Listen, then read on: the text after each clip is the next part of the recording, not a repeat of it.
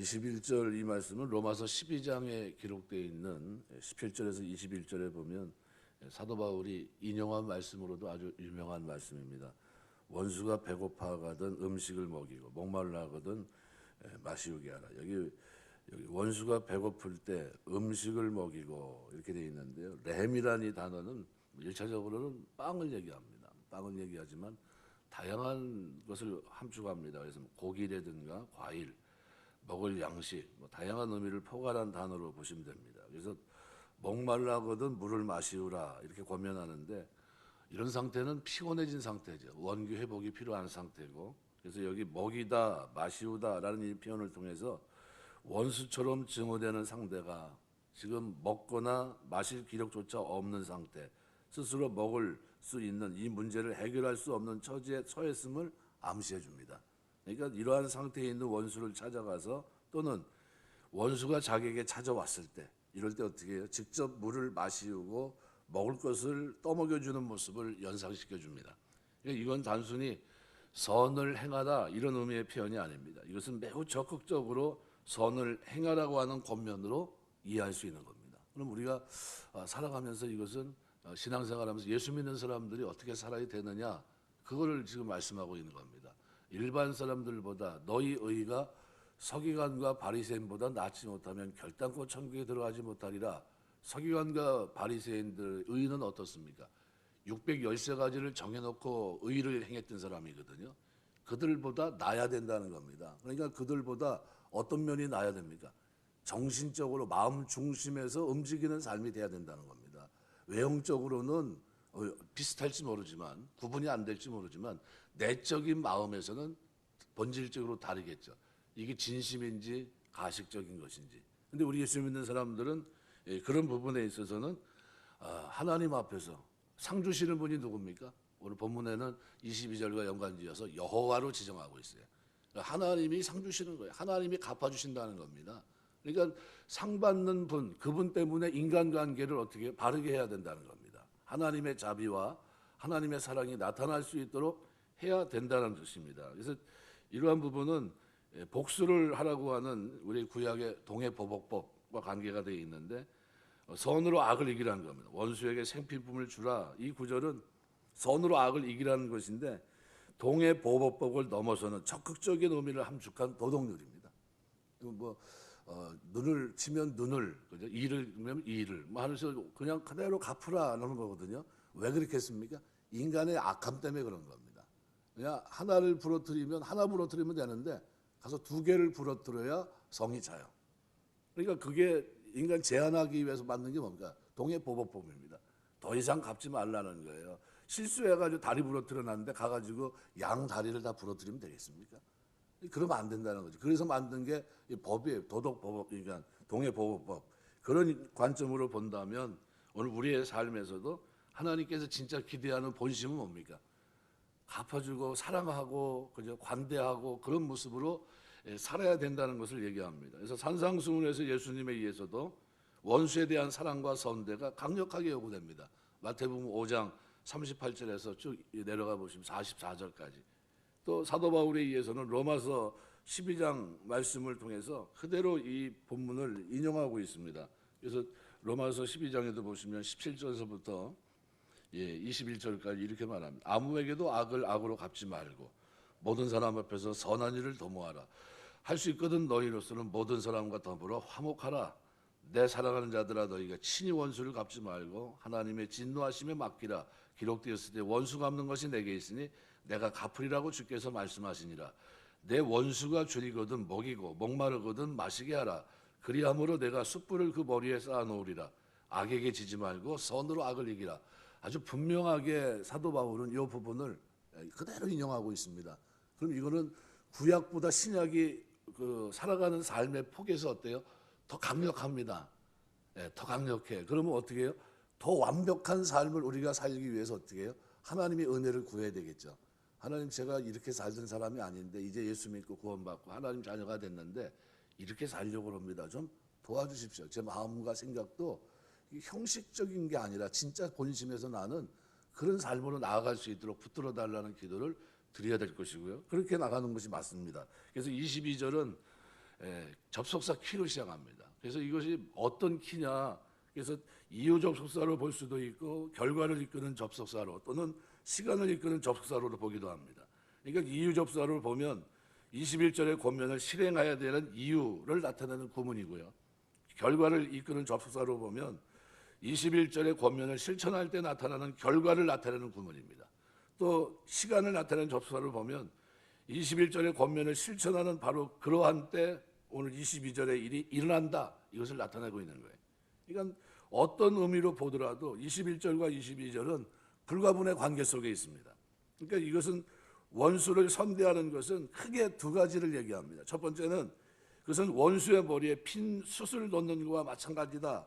여기 핀 숯을 머리에 놓는다는 것이 무엇인지에 대해서 다양한 견해가 있습니다. 몇 가지 견해가 있냐면 한 4가지 정도가 됩니다. 이것은 하나님의 심판과 관련시켜서 이해하는 겁니다. 그래서 시편 140편 10절 보면 핀수를 놓는다고 하는 그런 개념이요, 이렇게 표현합니다. 나를 애워싸는 자들이 그들의 머리를 들 때 그들의 입술의 재난이 그들을 덮게 하소서. 뜨거운 숯불이 그들 위에 떨어지게 하시며, 이렇게 얘기하거든요.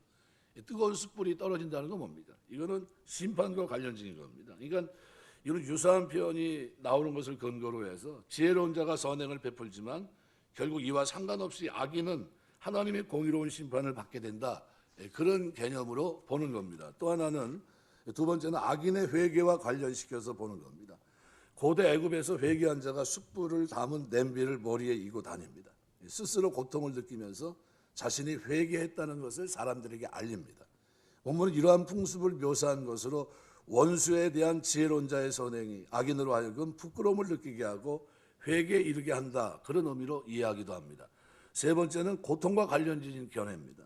이건 직접 처벌을 받을 때보다 관대한 조치를 받을 때 오히려 수치와 양심의 가책을 더 느끼게 된다는 그런 은유적인 표현으로 보는 견해입니다. 그러니까 예상 외의 대접을 받은 상대방을 당황하게 되고 그러면서 자기의 잘못에 대해 깊이 생각하고 통증에 가까운 수치를 느끼게 된다, 그런 의미입니다. 네 번째는 고대 근동에서 불씨를 꺼뜨렸을 때는 이웃에게 가서 불씨를 빌려오는 풍습과 관련된 묘사로 보는 겁니다. 불씨는요, 이상하게도 우리 역사 속에서 전통이요, 절대로 꺼뜨리면 안 됩니다. 꺼뜨리는 건 뭐 집안이 망한다고까지 그렇게 미신적인 풍습이 있을 정도입니다. 그러니까 고대 세계에서 불씨는요, 너무 소중합니다.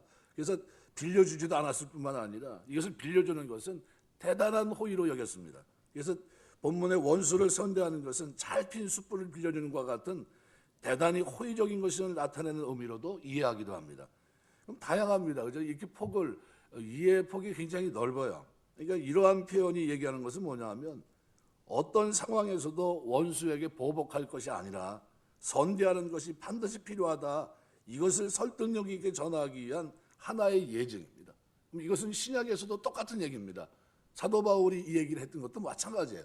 똑같이 4가지 의미를 함축하고 있는 겁니다. 오히려 그것보다도 더 완벽한 삶을 살기 위해서 몸부림쳐야 되는 그 모습이 오늘 그리스도인이라는 겁니다. 왜 그렇게 살아야 됩니까? 우리는 왜 그렇게 살아야 됩니까? 얘기하면 뭐예요? 하나님의 큰 호의를 입었기 때문이에요. 은혜로 구원받았기 때문입니다. 하나님의 자녀가 천국 백성이 됐기 때문에 거기에 맞는 룰, 아버지라 부르는 그분을 위해서 우리가 어떻게 해요? 아버지 이름을 욕되게 하지 않기 위해서 우리의 삶을 고쳐나갑니다. 그래서 오늘 본문은 여기에다 두 번째, 원수를 선대했을 때 결과가 뭐냐? 하나님께 갚아주신다. 상을 주신다는 거예요. 상을 받게 된다는 겁니다. 하나님 갚아준다는 것은 원수에 대한 선행은 하나님이 갚아주시는데, 갚아주신다는 건 전에 성경은 상을 주시리라 되어 있습니다. 예샬렘이라는 단어인데요, 하나님이 보응하다, 갚다, 이런 뜻입니다.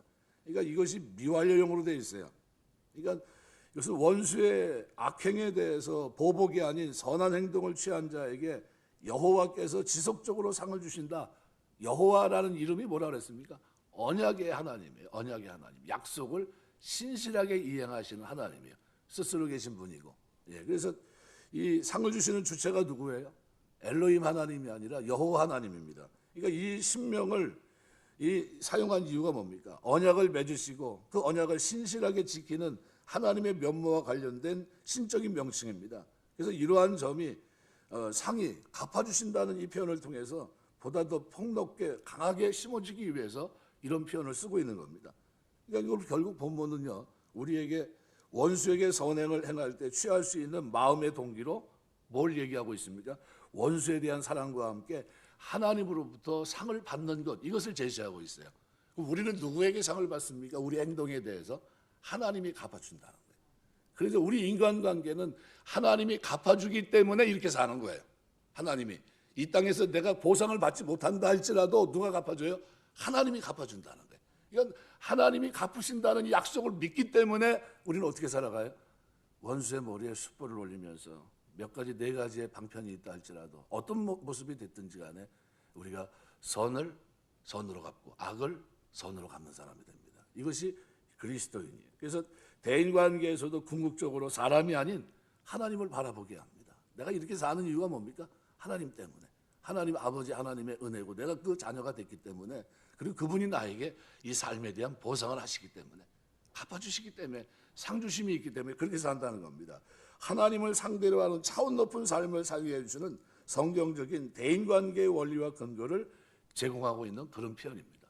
그러면 우리 예수 믿는 사람들은 그래서 누구 보고 살아야 돼요? 위 자꾸 쳐다보고 살아야 돼요. 누가 인식 안 해도 옆에 마치 누가 있는 것처럼, 하나님 있는 것처럼, 그죠? 이 신전의식입니다. 그게 고란데요. 하나님 면전 앞에서 여호와를 항상 내 앞에 모시며 그가 내 우편에 계심으로 내가 요동치 아니하리로다. 흔들림이 없어요. 왜요? 상 주시는 분이 그분이고 나는 그분의 자녀로 이 땅에서 세상에 뭐로 삽니까? 빛으로 살고 있어요. 맛을 잃어버리지 않은 상태로 소금이고 빛을 잃어버리지 않는 빛된 모습으로 살아갑니다. 왜요? 갚아주시는 분이 누구예요? 여호와 하나님, 언약의 하나님, 약속의 하나님이 그렇게 살아가는 삶에 대해서 남들보다 차원 높은, 즉 누구보다 너 낫다고, 너희 의가 서기관과 바리새인보다 낫지 못하고 결단코 천국에 들어가지 못하리라. 서기관은요, 글을 쓰면서도 여호와 이름을 붓이 따로 있어서 쓰지 못했던 사람들입니다. 이름을 부르지 못했어요. 왜요? 이 망령된 내 모습에서 어떻게 여호와 거룩하신 이름을 부를 수 있겠느냐? 아주 하나님 앞에서 거룩하게 살려고 몸부림쳤던 사람들입니다. 그들보다 나야 된다는 거예요. 그들보다 못해서는 안 된다는 겁니다. 너희 의가 서기관과 바리새인보다 낫지 못하고 결단코 천국에 들어가지 못하라. 대충 살아도 됩니까? 이 사람 만나고 싸우고 저 사람 만나고 싸우고 그렇게 살아도 될까요? 우리는 뭐예요? 피스메이커입니다. 가는 것마다 달라져야 돼요. 그래서 원수가 일반 보통 관계 좋은 사람이 아니에요. 원수하고 지금 얘기를 하고 있는 겁니다. 원수가 공경에 처했을 때 기뻐하지 말고 사랑의 감정으로 돌봐주라. 이것은 원수의 가축의 길을 잃거나 넘어졌을 때 그냥 지나치지 말고 돌보고 다시 돌봐주라는 율법. 출애굽기 23장 4절 5절. 또 내 원수가 넘어질 때 즐거워하지 말며 그가 엎드러질 때 마음에 기뻐하지 마라. 잠언 24장 17절 말씀. 이런 말씀들을 통해서 오늘 본문은 그리하는 것은 내가 상을 받으리라, 하나님이 갚아주시리라 라는 표현을 통해서 분명히 얘기합니다. 그렇다면 오늘 우리의 삶을 한번 돌아보시면서 나 이렇게 살아도 되나 하는 생각을 가지셔야 돼요. 삶을 돌아보면서 그러면 하나님이 기대하는 삶의 모습으로 가야 되겠다. 왜요? 갚아주시는 건 누가 갚아줍니까? 하나님이 갚아줘요. 그럼 관계는 누가 세워야 됩니까? 우리가 세워야 돼요. 살아가는 동안 관계를. 그러면 뭘 놓고 기도해야 됩니까? 하나님, 내가 관계를 잘 세울 수 있도록 도와달라고. 하나님 약속을 믿고 관계를 세울 수 있는 사람이 될 수 있도록, 이웃과의 관계에서 원수라고 해서 어떻게 해요? 치부하지 않게 하고 그들을 악하게 모욕하지도 않게 하시고 오히려 그들에게 선대하는 모습으로 살아갈 수 있는, 하나님의 자비를 가지고 살 수 있는 그런 사람이 되게 하고, 이런 기도가 우리에게 필요한 줄 믿습니다. 그래서 기도하면서 오늘도 이 한 주를 살아갈 때도 하나님 은혜 주셔서 자녀답게 살게 하시고 약속은 주님 앞에 받는 그날까지 내 삶에서 하나님 영광을 드러내는 삶이 될 수 있도록 붙들어 주옵소서 기도하시고, 그런 은혜가 저와 여러분의 믿음 생활 속에, 걷는 걸음 속에 늘 충만하게 있게 되시길 주의 이름으로 축원합니다. 기도하겠습니다.